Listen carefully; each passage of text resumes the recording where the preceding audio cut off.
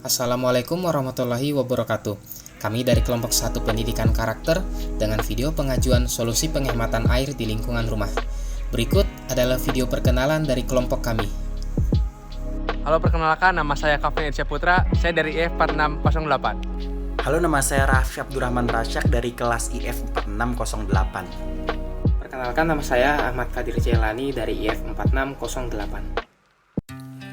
Video ini berisi tentang pengamalan penerapan cara menghemat air di lingkungan rumah dengan tujuan untuk membagikan ilmu mengenai cara membantu meringankan beban dari permasalahan kekurangan air di beberapa tempat dengan cara menghemat air.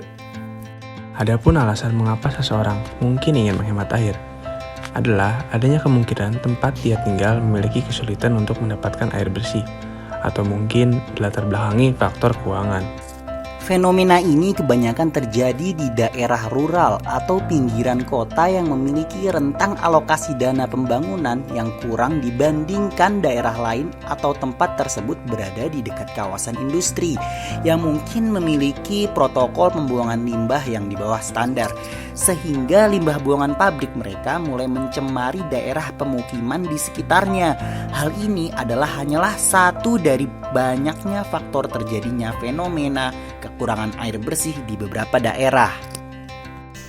Untuk mengatasi masalah kesulitan mendapatkan air bersih, diperlukan tindakan yang terpadu dan terkoordinasi yang meliputi peningkatan ketersediaan dan kualitas air, peningkatan infrastruktur air, dan penanganan masalah ekonomi dan politik yang mendasari masalah kekurangan air bersih. Salah satu problem yang dihadapi dalam menangani masalah ini adalah secara keseluruhan, alokasi dana yang dibutuhkan sangatlah terbatas.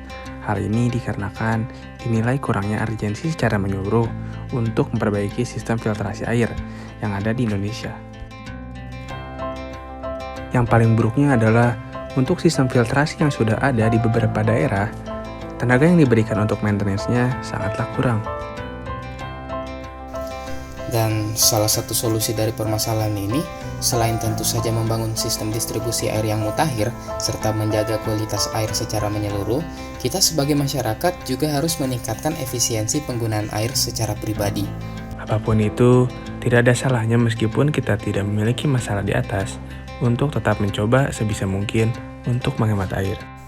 Nah, setelah didiskusikan, berikut adalah solusi-solusi menghemat air yang ditemukan oleh kelompok kami.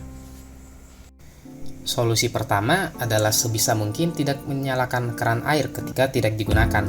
Contohnya, ketika mencuci piring dan masih belum dalam proses membilas, kita tidak usah menyalakan keran, karena air masih belum digunakan.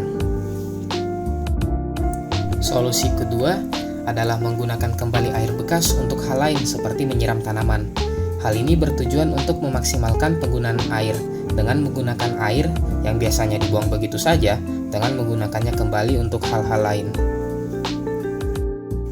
Nah, untuk solusi ketiga adalah untuk kegiatan seperti berwudu, daripada menggunakan air dari keran, kita bisa menggunakan air yang telah ditampung di ember. Hal ini bertujuan untuk meminimalisir penggunaan air yang berlebihan. Tidak hanya untuk wudu juga, air yang ditampung juga bisa digunakan untuk mencuci piring di lain waktu. Solusi keempat adalah berjaga-jaga untuk secara rutin mengecek pipa-pipa air agar tidak ada air yang terbuang dengan sia-sia ketika tidak digunakan. Hal ini dikarenakan di saat kita tidak sadar, ada beberapa persentase air yang terbuang begitu saja melalui pipa air yang bocor, yang dapat menyebabkan kita masih menggunakan air dengan jumlah banyak di saat kita tidak sadar. Solusi kelima adalah tidak membuang sampah di toilet, karena daripada boros menggunakan air untuk menyiram sampah tersebut, lebih baik kita sejak awal tidak membuang sampah ke dalam toilet untuk menghemat penggunaan air. Solusi keenam adalah ketika mencuci baju, biasakan mencuci dalam jumlah banyak sekaligus, agar kita hanya menggunakan mesin cuci beberapa kali, daripada mencuci baju dalam jumlah sedikit berkali-kali, padahal pada akhirnya jumlahnya masih sama. Solusi ketujuh adalah biasakan mandi dengan durasi secukupnya. Terkadang ada beberapa orang yang mandi dengan waktu yang lama, padahal bisa diselesaikan dalam 15 menit. Mungkin ada beberapa saat di mana mandi dengan durasi lama dibutuhkan, tapi jika tidak, usahakan mandi dengan durasi secukupnya untuk mengurangi jumlah penggunaan air. Sekian dari kelompok kami. Oh iya, kalau ada yang mau nambahin boleh di-share di kolom komentar ya. Makasih yang udah nonton. Wassalamualaikum warahmatullahi wabarakatuh.